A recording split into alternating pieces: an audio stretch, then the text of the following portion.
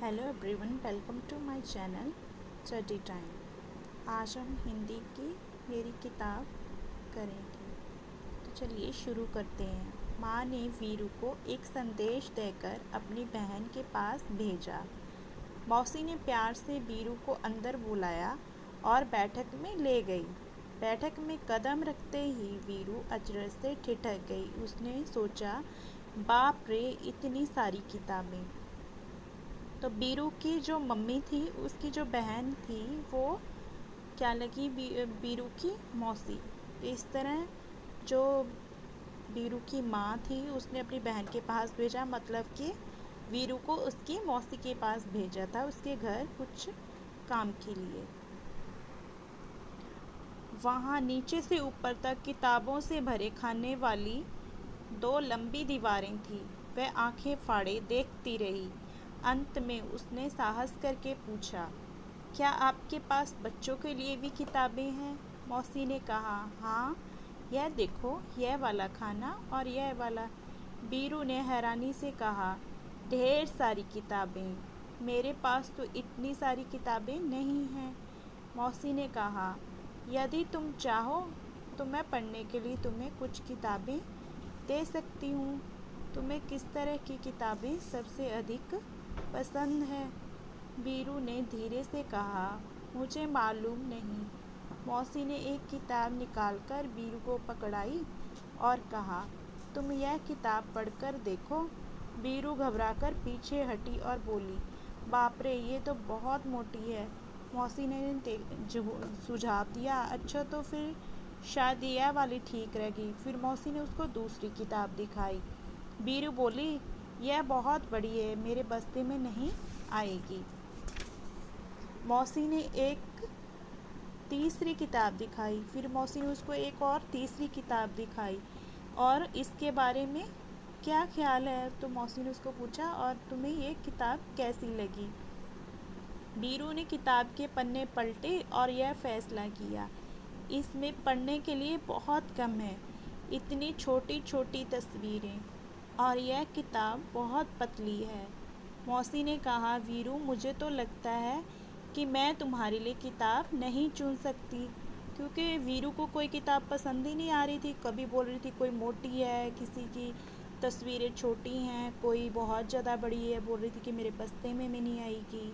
ऐसा करना, अगली बार जब तुम आओ तो अपने साथ एक फुट्टा लेती आना। तो फिर उसको उसकी मौसी क्या बोलती है वीरू को, कि तुम जब भी आओ तो अपने साथ अगली बार एक स्केल लेके आना।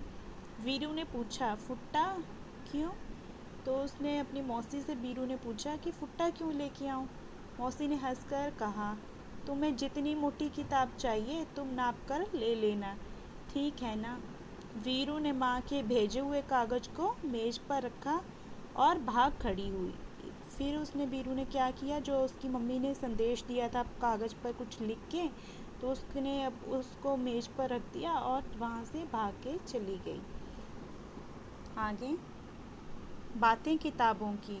बाप रे, इतनी किताबें! या क्या तुमने भी बहुत सारी किताबें एक साथ देखी है? कहाँ? हाँ, मैंने बहुत सारी किताबें देखी हैं। अपने स्कूल की लाइब्रेरी में मैंने बहुत सारी किताबें देखी हैं। तुम्हारे बस्ते में भी बहुत सारी किताबें होंगी। उन्हीं सभी किताबों में से तुम्हारी मनपसंद किताब कौन सी है और क्यों? आपके बस्ते में भी बहुत सारी किताबें होती हैं ना, जैसे कि आपके बस्ते में सेकेंड क्लास वाले में, तो आपके बस्ते में रिमझिम भी बुक होएगी।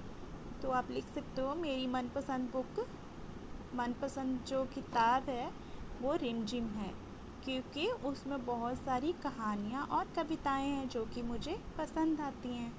यहाँ कुछ किताबों के पन्नों के चित्र दिए हैं, उनके नाम लिखे हैं। यहाँ नीचे उन्होंने 4 बुक्स दी हैं, उनके अलग अलग नाम लिखे हैं। तुम इनमें से कौन सी किताब पढ़ना चाहोगे और क्यों? फिर आपसे पूछा गया है इन चारों किताबों में से उनके पेज देख के आप बताओ आपको कौन सी किताब ज़्यादा अच्छी लग रही है, आप कौन सी किताब पढ़ना पसंद करोगे। तो इसमें से हम बस्ती गेंद पढ़ना पसंद करेंगे, क्योंकि मुझे गेंद से खेलने वाले खेल हैं जो बहुत पसंद आते हैं। मुझे गेंद से खेलना अच्छा लगता है। उसके बाद आगे देखिए नाप तौल। मौसी ने बीरू को फुट्टा लाने के लिए क्यों कहा? मौसी ने बीरू को फुट्टा लाने के लिए इसलिए कहा ताकि वीरू नाप कर कितनी मोटी किताब चाहिए और कैसी किताब चाहिए नाप कर ले जाए। अलग अलग चीज़ों को नापने या तोलने के लिए अलग अलग चीज़ों का इस्तेमाल करते हैं। तुम नीचे दी गई चीज़ों का किन चीज़ों से नाप करोगे? तो पहले क्या दिया गया है? कपड़े को। तो कपड़े को नापने के लिए हम क्या यूज़ करते हैं? मीटर। कपड़ों को नापने के लिए हम मीटर का यूज़ करते हैं कि कितने मीटर कपड़ा है। आम को किस चीज़ से नापते हैं? आम को हम लोग किलो में नापते हैं, कितने किलो आम हुए। मेज़ को नापने के लिए कि उसके लंबाई चौड़ाई जब हम नापते हैं तो कैसे नापते हैं? सेंटीमीटर में। कागज़ को नापने के लिए क्या यूज़ करते हैं? कागज़ को नापने के लिए भी सेंटीमीटर, उसकी लंबाई चौड़ाई देखते हैं तो सेंटीमीटर में नापते हैं हम लोग। पानी को कैसे नापते हैं? पानी को नापने के लिए हम लोग लीटर का इस्तेमाल करते हैं। आओ खेलें अंताक्षरी। अब तक तो तुम्हें बहुत सारे शब्द सीख लिए होंगे। आओ शब्दों की अंताक्षरी खेलते हैं। देखें तुम कितने शब्द बना पाते हो। शुरुआत हम कर देते हैं। किताब, देखो पहला को उसने क्या शब्द दिया है? किताब। किताब के बाद ब से ख़त्म हो गया तो ब से उसने दे दिया है बंदर। आगे र से ख़त्म हो गया बंदर, तो र से क्या हो गया? रस्सी। तो रस्सी कहाँ से ख़त्म होगी? स से। स से क्या हो सकता है? सड़क भी हो सकता है। सड़क कहाँ से ख़त्म हुई? क पर। क पर ख़त्म होने से क से क्या हो सकता है? कमल भी हो सकता है। और कमल कहाँ ख़त्म हुआ? ल पे आके। ल से क्या होता है? लकड़ी या लड़की, कुछ भी लिख सकते हो आप जो पसंद करोगे। आगे वो कहाँ से ख़त्म होती है? लकड़ी। ड़ से। ड़ से डमरू। ठीक है। आगे पसंद नापसंद। बीरू की मौसी ने किताबें चुनने के लिए बीरू को मौसी ने किताबें चुनने के लिए कहा तो वह नहीं चुन पाई। तुम्हें अपनी पसंद की चीज़ें चुनने को कहा जाए तो तुम क्या क्या चीज़ें चुनोगे? तो आप क्या क्या चीज़ें चुनोगे? पहले जो जो आपको पसंद है आप वही वही चीज़ें चुनोगे ना। तो पहले नंबर पर लड़कियां तो गुड़िया ही चुनेंगी। उसके बाद जो उनको खाने में पसंद है, चॉकलेट हो गई, टॉफ़ी हो गई, चिप्स हो गई। फिर कईयों को कहानी पढ़ने का शौक़ है तो कहानियों की किताब पसंद करेगी चूज़ करना ना। उसके बाद पिज़्ज़ा हुआ, बर्गर हुआ, ये सब। तो इसके साथ हमारा पूरा लेसन ख़त्म होता है। अगर आपको मेरी ये वीडियो पसंद आए तो please subscribe my channel. Thank you.